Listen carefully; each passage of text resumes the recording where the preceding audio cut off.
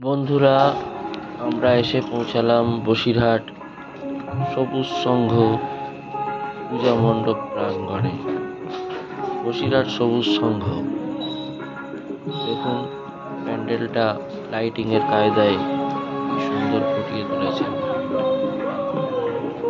পুরোপুরি লাইটিংয়ের দৌলতে প্যান্ডেলটা খুব সুন্দর লাগছে।